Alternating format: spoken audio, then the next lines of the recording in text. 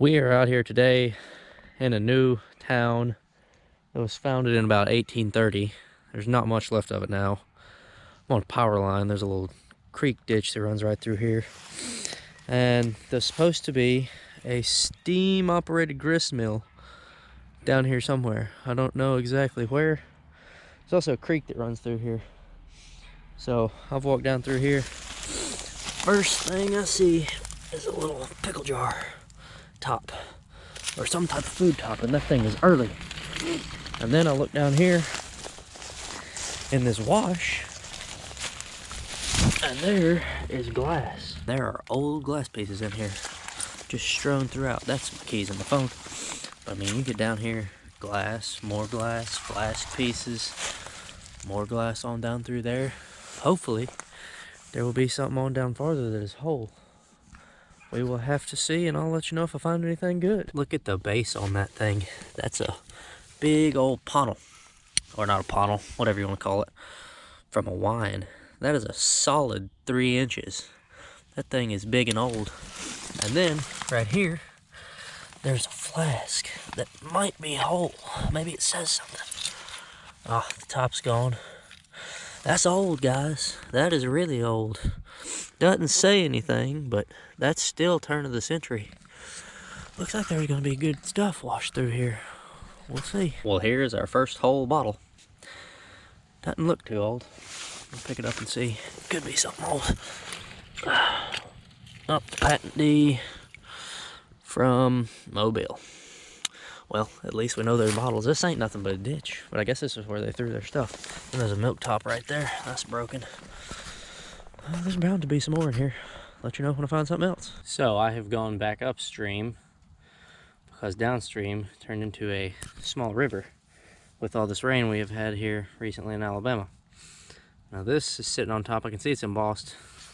I wonder what... Oh, doesn't have a top. It says it's Griffin and all white. And that's all it says. I wonder what that was. I don't know. And then up here, out at the bank, there's what appears to be a rather large med. Yep, that's a med, but it's screw top. So it appears the farther up that way we go, the newer the objects and bottles get. So maybe I should turn around and go back downstream or find another creek. I'll let you know what I decide to do. So what I decided to do was to ride around and find another creek. And we've got right here, you can see that big wash somewhat. And back up there, there's a creek that runs on the backside of town. So I'm gonna hop out real quick and give this a good look and see if there's anything in there. Let you know what I find. Look at that, guys. That's a great first find. Wow, that's awesome. That's a 70s paper label Pepsi. Nothing real special, or styrofoam, whatever you want to call it. So we're gonna keep walking and see if there's anything else. Well, that actually is kind of interesting. I haven't seen many, I don't know, freshwater mussels, clams, whatever you want to call them. But that thing is big. That thing's the size of my hand. To be in such a small waterway, I guess this is some pretty good water. All right, the next find will be a bottle, if I can find one. There's a little pool right here, and the creek's on that other side. I looked in the bank. I've got no idea what that thing is. That thing is solid metal.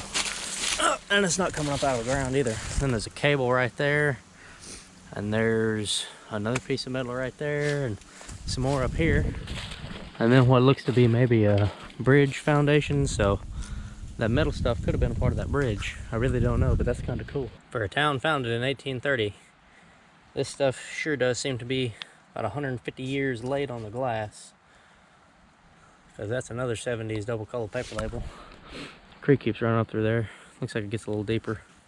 I'm gonna keep going and see if I can find anything, but doesn't look like there's gonna be too much here, sadly. At least I found a jar of some sort. Still looks like it's about 40s, 50s. But there's glass, somewhat. So we'll see if we can find anything up there by that little concrete block that looks to be maybe another bridge footing. Oh no, the creeks around here. There's a few in this town that actually aren't mapped. So there could be stuff anywhere near these foundations. We'll just have to see. Walked past that earlier and didn't even see it. I don't know how. I guess I was looking the other way. That's another bridge footing.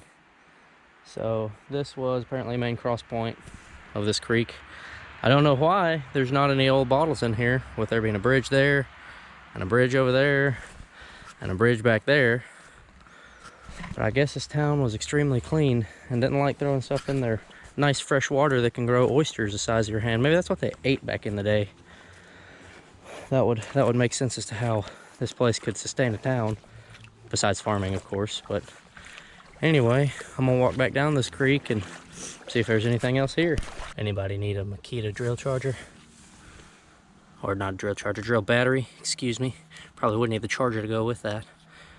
I bet you would never, ever get that thing to work after being in this water. Well, I'm taking it home with me and throwing it away. Helping the environment a little, right? All right, let you know if I find anything else. Okay, back down the other way. I'm walking through a big culvert. There's kind of a cool building on the other side. I mean, this thing's like 5 feet tall. It's like my height. So, the things I do for bottles. I'll show you that building on the other side at least, see if there's anything down there, and then I'm gonna have to be gone for the day. All right, there's that thing. I don't know what the heck that is. Maybe some kind of hunting blind, but that's kind of literally in the middle of water. So, I don't know, that's a little strange, but kind of cool. Okay, so just to kind of give you a perspective of why I was looking in the middle of a random ditch, that is a big old gully down there. That's the one that I was in last. And you turn right around, and look at that. Well, the tree limb is not in the way. Here we go, we'll walk forward. Look at that church. It's a Presbyterian church, and it was founded in 1837. You would have thought that with it being up on this big old hill, and there being a gully right behind it, somebody would have chunked something in there. But apparently they didn't.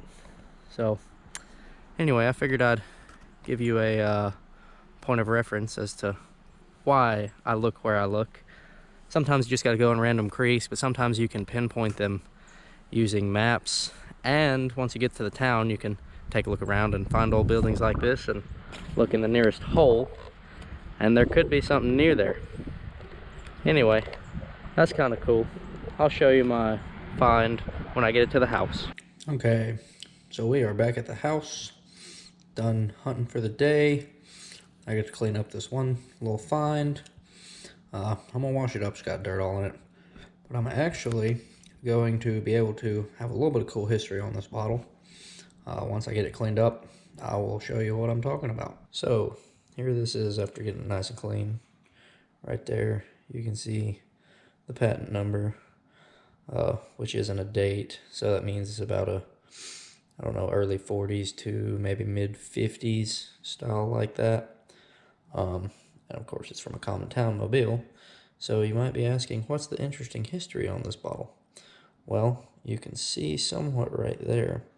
There is a 41 and then an L and then a 44. And that last 44 means it was actually made in 1944. And you can't actually tell unless I put it up next to another Coca-Cola bottle, which I don't have offhand right now. But this bottle is more bluish instead of green. So that being said, during World War II, they needed all the copper that they could get, and they didn't, Coca-Cola didn't have whatever oxide they needed to put in these bottles to make them turn the true Coca-Cola green. So if you can find patentees that are made between, I believe, 41 and 45, whenever the war ended, they will usually be a kind of odd color. Some of them are really blue, some of them are just blue-green, but this particular one is not actually a bluish color. It's more of a blue-green. That being said, it's because of the copper shortage. So that's kind of the cool history on this one. If you enjoyed the adventure, like and subscribe.